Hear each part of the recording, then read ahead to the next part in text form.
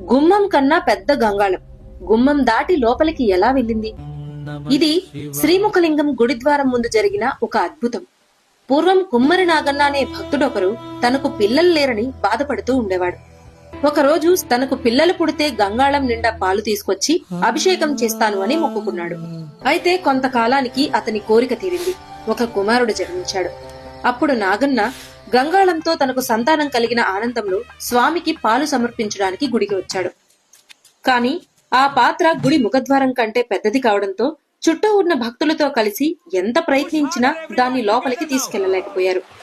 నా భక్తిలో లోపముందా స్వామి అని బాధతో నాగన్న ఆ గంగాళాన్ని బయటే వదిలేసి నిరాశగా వెనుదిరిగాడు. అయితే తెల్లారేసరికి ఒక మహా అద్భుతం జరిగింది. ఒక మనిషి ఎత్తలేని బరువు, గుమ్మం పట్టలేనంత పెద్ద గంగాళమది. తలుపులు తీయలేదు, గోడలు పగలగొట్టలేదు. అయినా అంత పెద్ద గంగాళం గర్భగుడిలో శివలింగం వెనుక ప్రత్యక్షమైంది. ఎవరు తీసుకెళ్లారో, ఎలా వెళ్ళిందో ఇప్పటికీ మిస్టరీగానే ఉంది. అందుకే ఇక్కడ సంతానం కోసం మొక్కుకుంటే తప్పక తీరుతుందని పాలు, బియ్యం, ధాన్యం, పండ్లు పోసి భక్తులు నమ్మకంతో మొక్కుకుని జరిగిన సంఘటనలు ఎన్నో. మీరు శివయ్య భక్తులైతే ఓం నమ శివాయ అని కామెంట్ చేయండి.